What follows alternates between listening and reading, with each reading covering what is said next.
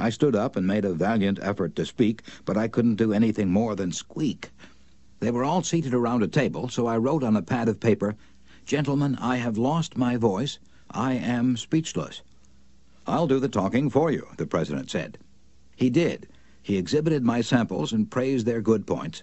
A lively discussion arose about the merits of my goods, and the president, since he was talking for me, took the position I would have had during the discussion. My sole participation consisted of smiles, nods, and a few gestures. As a result of this unique conference, I was awarded the contract, which called for over 500,000 yards of upholstery fabrics at an aggregate value of $1,600,000, the biggest order I had ever received. I know I would have lost the contract if I hadn't lost my voice, because I had the wrong idea about the whole proposition. I discovered, quite by accident, how richly it sometimes pays to let the other person do the talking. Letting the other person do the talking helps in family situations as well as in business. Barbara Wilson's relationship with her daughter, Lori, was deteriorating rapidly. Lori, who had been a quiet, complacent child, had grown into an uncooperative, sometimes belligerent teenager. Mrs. Wilson lectured her, threatened her, and punished her, but all to no avail. "One day," Mrs. Wilson told one of our classes, "I just gave up. Lori had disobeyed me and had left the house to visit her girlfriend before she had completed her chores. When she returned, I was about to scream at her for the 10,000th time, but I just didn't have the strength to do it. I just looked at her and said sadly, 'Why, Lori, why?' Lori noted my condition and in a calm voice asked, 'Do you really want to know?' I nodded, and Lori told me, first hesitantly, and then it all flowed out. I had never listened to her. I was always telling her to do this or that. When she wanted to tell me her thoughts, feelings, ideas, I interrupted with more orders. I began to realize that she needed me, not as a bossy mother, but as a confidant, an outlet for all her confusion about growing up, and all I'd been doing was talking when I should have been listening. I had never heard her. From that time on, I let her do all the talking she wanted. She tells me what is on her mind, and our relationship has improved immeasurably. She is, again, a cooperative person." A large advertisement appeared on the financial page of a New York newspaper, calling for a person with unusual ability and experience.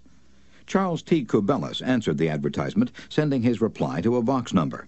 A few days later, he was invited by letter to call for an interview. Before he called, he spent hours in Wall Street finding out everything possible about the person who had founded the business. During the interview, he remarked, "I should be mighty proud to be associated with an organization with a record like yours. I understand you started 28 years ago with nothing but desk room and one stenographer. Is that true?" Almost every successful person likes to reminisce about his early struggles, and this man was no exception. He talked for a long time about how he'd started with $450 in cash and an original idea. He told how he'd fought against discouragement and battled against ridicule, working Sundays and holidays 12 to 16 hours a day, how he finally won against all odds. Until now, the most important executives on Wall Street were coming to him for information and guidance. He was proud of such a record. He had a right to be, and he had a splendid time telling about it. Finally, he questioned Mr. Kubellis briefly about his experience, then called in one of his vice presidents and said, "I think this is the person we're looking for." Mr. Kubellis had taken the trouble to find out about the accomplishments of his prospective employer. He showed an interest in the other person and his problems. He encouraged the other person to do most of the talking and made a favorable impression. Roy G. Bradley of Sacramento, California, had the opposite problem. He listened as a good prospect for a sales position talked himself into a job with Bradley's firm. Roy reported, "Being a small brokerage firm, we had no fringe benefits, such as hospitalization, medical insurance, and pension. Every representative is an independent agent. We don't even provide leads for prospects, as we cannot advertise for them as our larger competitors do. Richard Pryor had the type of experience we wanted for this position, and he was interviewed first by my assistant, who told him about all the negatives related to this job. He seemed slightly discouraged when he came into my office. I mentioned the one benefit of being associated with my firm, that of being an independent contractor and therefore virtually being self-employed. As he talked about these advantages to me, he talked himself out of each negative thought he had when he came in for the interview. Several times it seemed as though he was half talking to himself, as he was thinking through each thought. At times I was tempted to add to his thoughts. However, as the interview came to a close, I felt he had convinced himself, very much on his own, that he would like to work for my firm. Because I had been a good listener and let Dick do most of the talking, he was able to weigh both sides fairly in his mind. And he came to the positive conclusion, which was a challenge he created for himself. We hired him, and he has been an outstanding representative for our firm. Even our friends would much rather talk to us about their achievements than listen to us boast about ours. La Rochefoucauld, the French philosopher, said, "If you want enemies, excel your friends. But if you want friends, let your friends excel you." Why is that true? Because when our friends excel us, they feel important. But when we excel them, they, or at least some of them, will feel inferior and envious.